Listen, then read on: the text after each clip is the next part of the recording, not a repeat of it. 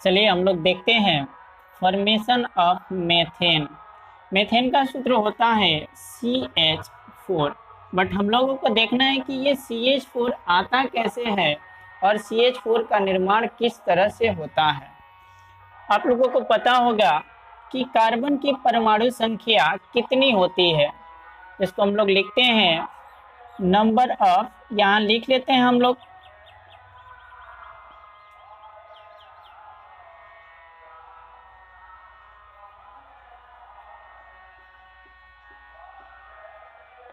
atomic number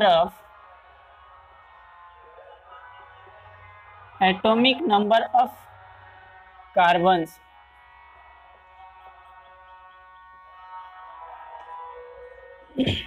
तो carbon परमाणु की जो संख्या होती है वो कितना, इसका परमाणु संख्या जो होता है वो कितना होता है, 6 होता है। सबसे पहले हम लोग कार्बन के इलेक्ट्रॉनिक कॉन्फ़िगरेशन निकालते हैं। यहाँ लिखेंगे इलेक्ट्रॉनिक कॉन्फ़िगरेशन कार्बन के। तो कार्बन की परमाणु संख्या आपका हो गया 6। इलेक्ट्रॉनिक कॉन्फ़िगरेशन जो लिखते हैं वो होता है 1s2 2s2 2p2। इस तरह से हम लोग इसका इलेक्ट्रॉनिक कॉन्फ़िगरेशन निकाल लेते हैं। अब 1s में ऑर्बिट की जो संख्या होती है, यानी एस में एस ब्लॉक की जो ऑर्बिट की संख्या होती है वह 1 होती है। तो 1s के ऑर्बिट की संख्या 1s में 1 हो गया, 2s में भी ऑर्बिट की संख्या 1 हो गया। बट 2p ऑर्बिट में ऑर्बिट की संख्या 3 होता है और तीनों ऑर्बिट के अलग अलग नाम होता है। जैसे इसको हम लोग लिखते हैं 1s ऑर्बिट, इसको लिखते हैं 2s ऑर्बिट, और ये हमारा हो जाता है 2px 2py, और इसके बाद ये हमारा हो जाता है 2pz ऑर्बिट। अब देखिए इस ऑर्बिट में जो इलेक्ट्रॉनिक कॉन्फ़िगरेशन हम लोग निकाले हुए हैं उसी के तहत हम इलेक्ट्रॉन को फिल करेंगे, भरेंगे। तो अब देखिए 1s ऑर्बिट में इलेक्ट्रॉन की संख्या जो है वो कितना है, 2 है। 2s ऑर्बिट में इलेक्ट्रॉन की संख्या 2 है।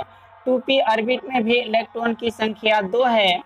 तो हम लोग 1s ऑर्बिट में इलेक्ट्रॉन को फिल कर देते हैं। यहाँ 2 इलेक्ट्रॉन है तो 2 इलेक्ट्रॉन भर दिए। यहाँ 2s में 2 इलेक्ट्रॉन है तो 2s ऑर्बिट में भी हम 2 इलेक्ट्रॉन भर दिए। उसके बाद 2p ऑर्बिट में ऑर्बिट की संख्या 3 ऑर्बिट है, तो इसमें सबसे पहले हम एक इलेक्ट्रॉन 2px ऑर्बिट में भरेंगे और दूसरा इलेक्ट्रॉन 2py में जाएगा। अब यहाँ पर देख लीजिए हम लोगों के पास 1s के पास कितना, 2 इलेक्ट्रॉन था, तो हम लोग 1s ऑर्बिट में 2 इलेक्ट्रॉन भर दिए। 2s ऑर्बिट में 2s के पास कितने, 2 इलेक्ट्रॉन था, तो 2s ऑर्बिट में हमने 2 इलेक्ट्रॉन भर दिया। और 2p ऑर्बिट में 3 ऑर्बिट है तो 2 ऑर्बिट में एक एक इलेक्ट्रॉन, यानी एक 2px ऑर्बिट में, दूसरा 2py ऑर्बिट में, और तीसरा इलेक्ट्रॉन इसमें 2p, ये तीसरा ऑर्बिट जो है 2pz ऑर्बिट है, तो इसमें इलेक्ट्रॉन हम फिल नहीं करेंगे। अब यहाँ पर एक ग्राउंड स्टेट होता है।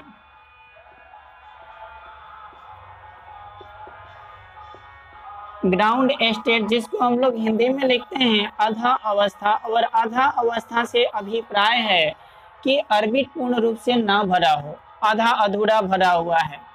तो अब यहाँ पर देख लीजिए, यहाँ पर एक 1s ऑर्बिट है, 1s ऑर्बिट है, दूसरा हमारा हो गया 2s ऑर्बिट, तीसरा हमारा हो गया 2p ऑर्बिट। तो 2p ऑर्बिट में ऑर्बिट की संख्या कितना, 3 हो गया, यानी px ऑर्बिट, py ऑर्बिट और pz ऑर्बिट। pz ऑर्बिट हो गया, ये हमारा 2s ऑर्बिट हो गया। 1s में इलेक्ट्रॉन कितना है, 2 है तो 2 इलेक्ट्रॉन भर दिए। 2s में इलेक्ट्रॉन की संख्या 2 है तो 2s में भी 2 इलेक्ट्रॉन भर देंगे। 2px में यानी px ऑर्बिट में इलेक्ट्रॉन की संख्या 1 है तो 1 भरेंगे। 2py में इलेक्ट्रॉन की संख्या 1 है तो 1 भरेंगे, और 2pz ऑर्बिट में इलेक्ट्रॉन नहीं है। उसके बाद एक और यहाँ अवस्थाएं होता है जिसको हम लोग लिखते हैं एक्साइटिंग स्टेट। एक्साइटिंग स्टेट मतलब उत्तेजित अवस्था। इस अवस्था में होता क्या है कि 1s ऑर्बिट अपने पास से एनर्जी रिलीज करता है 2s ऑर्बिट के पास। तो इसके लिए सबसे पहले हम लोग फिर यहाँ पर इसका ऑर्बिट बना लेते हैं। ये हमारा हो गया 1s ऑर्बिट, ये हमारा हो गया 2s ऑर्बिट, ये हमारा हो गया 2s ऑर्बिट, और ये हमारा हो गया 2p ऑर्बिट। 2p ऑर्बिट में 3 ऑर्बिट, एक px ऑर्बिट, दूसरा हमारा हो गया py ऑर्बिट, और तीसरा हमारा हो जाता है pz ऑर्बिट। तो अब देखिए इसमें एक एक इलेक्ट्रॉन्स है। यहाँ से 1s ऑर्बिट जो है अपने पास से एनर्जी रिलीज करता है 2s ऑर्बिट के पास। जैसे ही 2s ऑर्बिट को एनर्जी रिलीज करता है, 2s ऑर्बिट में उपस्थित इलेक्ट्रॉन्स जो होता है वह इलेक्ट्रॉन उत्प्रेरित होकर यानी उत्तेजित होकर अपने इलेक्ट्रॉन को डिस्प्लेस करता है pz ऑर्बिट में, 2pz ऑर्बिट में। उसके बाद 2pz ऑर्बिट में जैसे ही इलेक्ट्रॉन जाता है तो यहाँ पे 2s ऑर्बिट में भी एक इलेक्ट्रॉन बच जाता है।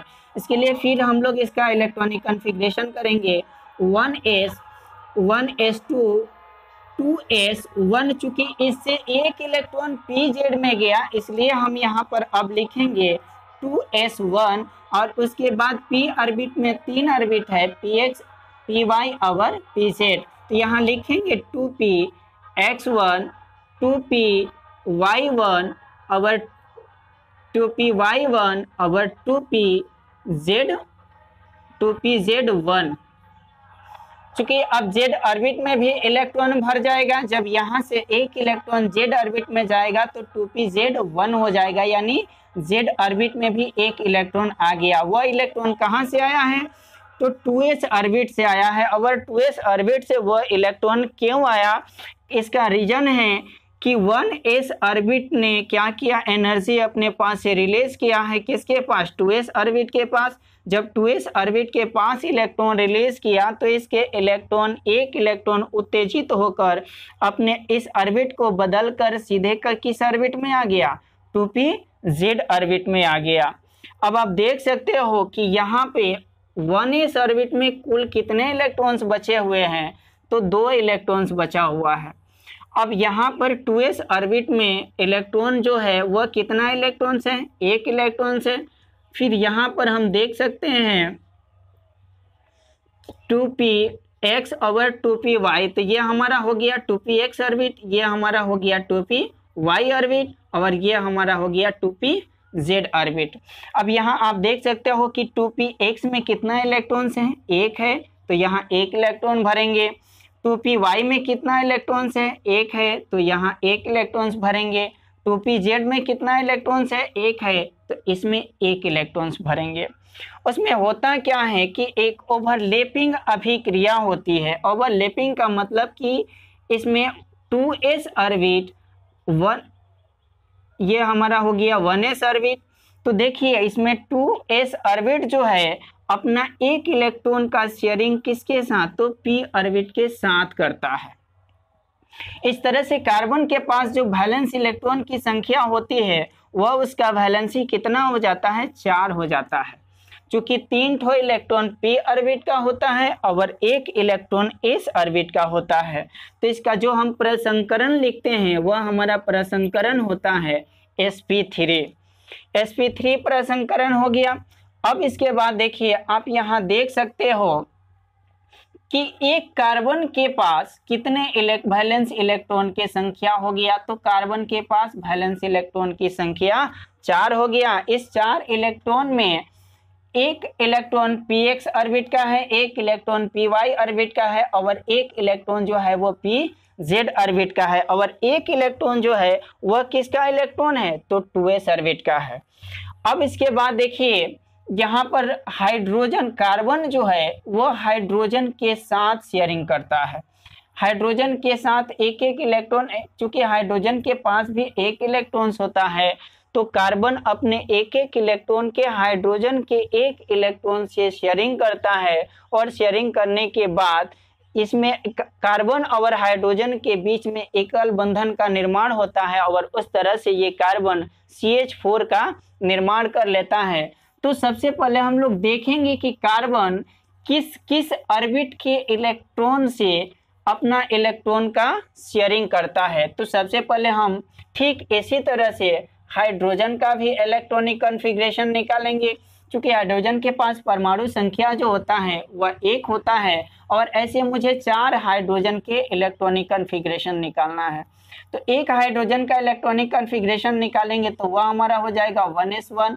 दूसरे हाइड्रोजन का निकालेंगे तो इसका भी क्या 1s1 होगा।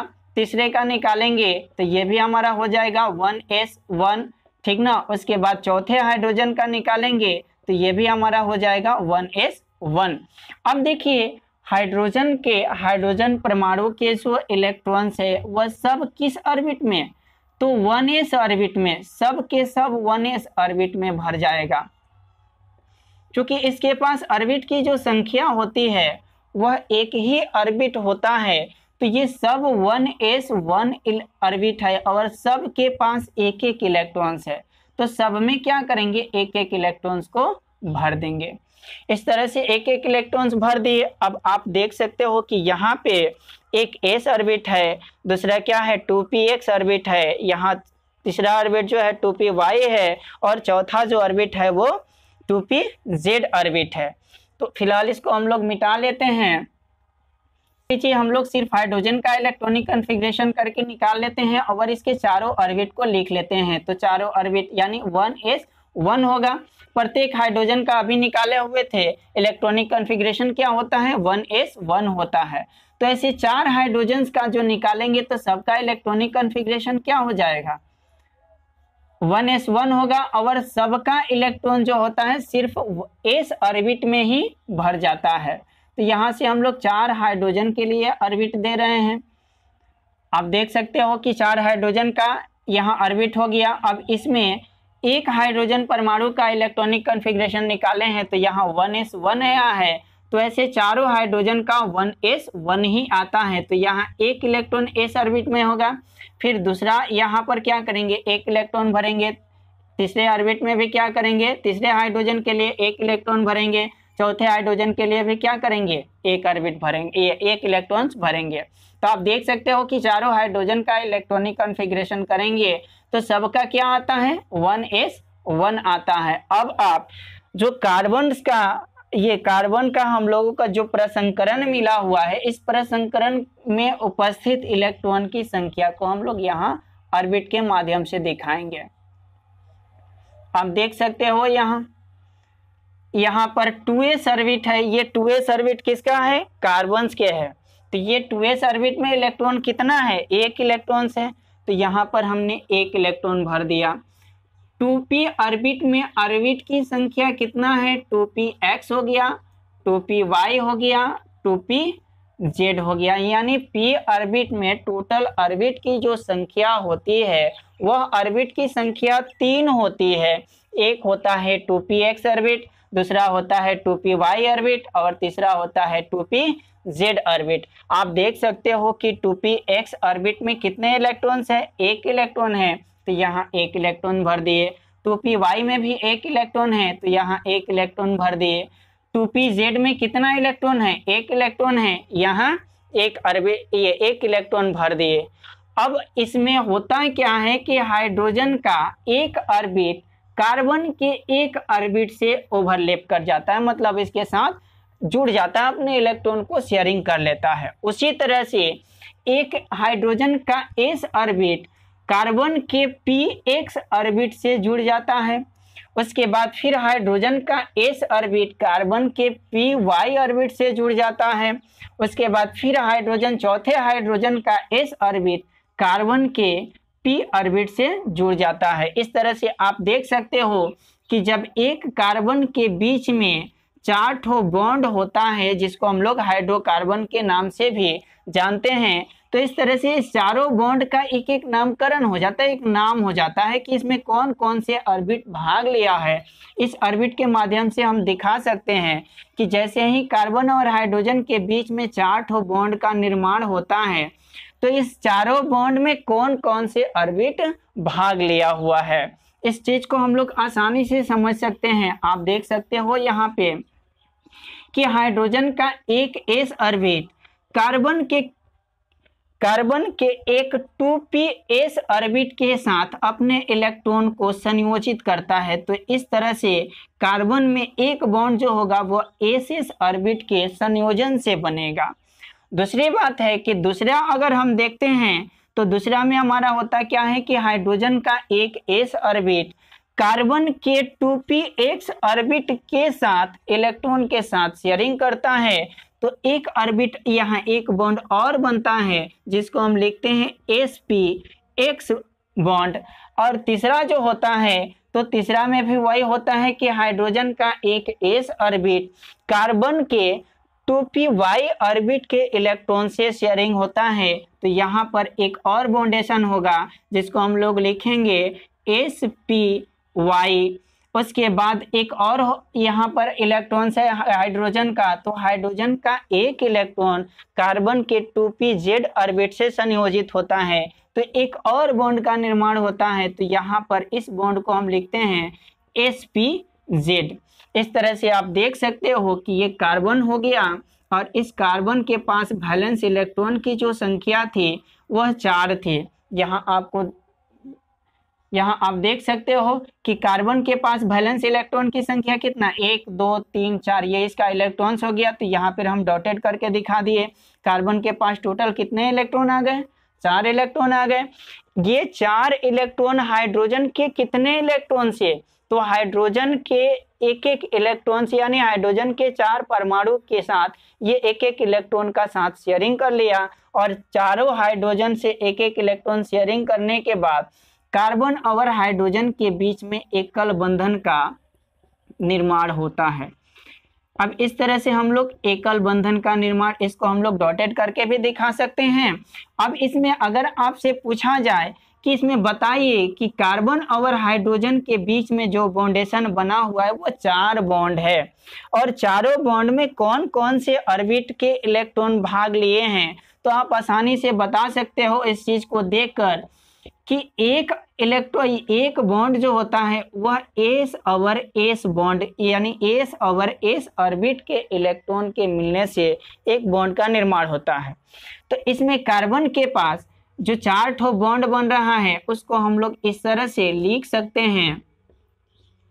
इस तरह से हम लोग आसानी से लिख सकते हैं और यहाँ हमें पता चल जाएगा। जैसे इस बॉन्ड को हम क्या करते हैं s और s मान लेते हैं, यानी एक हाइड्रोजन का s ऑर्बिट और दूसरा क्या कार्बन के s ऑर्बिट एक दूसरे के साथ संयोजित होकर क्या किया ss ऑर्बिट यानी ss बॉन्ड का निर्माण कर लिया।